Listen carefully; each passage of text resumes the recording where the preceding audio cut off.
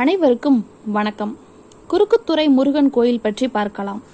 திருநெல்வேலி மாநகரத்திலிருந்து தென்கிழக்கே சுமார் 2.5 கிலோமீட்டர் தொலைவில் அமைய பெற்றுள்ளது குறுக்குத்துறை முருகன் கோயில். முற்காலத்தில் தாமிரபரணி ஆற்றின் கரையில் காணப்பட்ட கல்பாறையில் இருந்துதான் திருச்செந்தூர் கோயிலின் மூலவர் திருவுருவம் செய்யப்பட்டதாக கூறப்படுகிறது. திருச்செந்தூர் முருகனை செய்த சிற்பி பின்னர் வள்ளி தெய்வானையுடன் கூறிய வேறு ஒரு முருகன் சிலையை செய்ய நினைத்து கல்பாறை ஒன்றில் வள்ளி தெய்வானையுடன் உள்ள முருகன் திருவுருவை செதுக்கிய போது பணி முழுமை பெறாமல் முருகன் சிற்பம் கல்பாறையில் அமைந்துவிட்டது. சில நாட்கள் கழித்து வயதான பெண் ஒருவர் தாமிரபரணி ஆற்றில் நீராட வந்தபோது கல்பாறையில் செதுக்கப்பட்டிருந்த முருகன் சிற்பத்தை பார்த்தார். முருகனின் அழகு பொருந்திய விக்கிரகத்தை கண்டதும் அந்த பெண் பக்தியோடு தினமும் முருகனின் திருவுருவத்தை வழிபாடுகள் செய்தார்.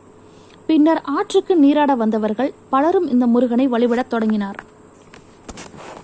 பின்பு நாட்கள் செல்ல செல்ல பக்தர்கள் கூட்டம் அதிவேகமானது. பின்பு திருப்பணிகள் நடைபெற்று அந்த பாறையை ஒட்டிய சிறிய கோயில் கட்டப்பட்டு திருவாடுதுறை அதீனத்தின் கட்டுப்பாட்டில் எடுத்துக் கொள்ளப்பட்டு கும்பாபிஷேகம் செய்யப்பட்டது. திருச்செந்தூர் கோயிலில் உள்ள முருகனின் விக்கிரகத்தை போன்றே சிற்பியால் பாறையில் செதுக்கப்பட்ட திருமேனி இங்குள்ள மேல கோயில் மூலவராக பிரதிஷ்டை செய்யப்படுகிறது. மழைக்காலத்தில் வெள்ளம் ஏற்படும் பொழுது குறுக்குத்துறை கோயில் தண்ணீரில் மூழ்கிவிடும்.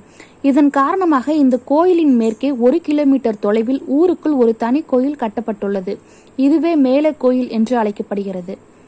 தாமிரபரணி ஆற்றின் நடுவே அமைந்திருக்கும் இந்த கோயிலில் இருக்கும் மூலவர் உண்டியல், நகைகள் உள்ளிட்டவற்றை நதியில் ஏற்படும் வெள்ளத்தின் போது அருகில் இருக்கும் மேல கோயிலுக்கு தூக்கிச் செல்வார்கள்.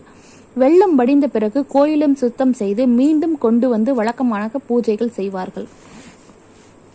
17ஆம் நூற்றாண்டில் தாமிரபரணி ஆற்றின் நடுவில் கட்டப்பட்டுள்ளது இந்த கோயில். 300 வருடங்களுக்கு மேலாக கடுமையான பல வெள்ளப்பெருக்கு ஏற்பட்டாலும் கோயிலின் உள்ளே வெள்ளம் வரும்போது வெளியேறுவதற்கு போதுமான இடைவெளி இருப்பதால் கோயிலுக்கு பாதிப்பு ஏற்படுவதில்லை. அத்துடன் இந்த கோயிலின் சுவரானது படகின் முன்பகுதியைப் போல கூர்மையாக அமைக்கப்பட்டுள்ளதால் வெள்ளத்தில் பாதிப்பு ஏற்படுத்துவதில்லை. நன்றி, வணக்கம்.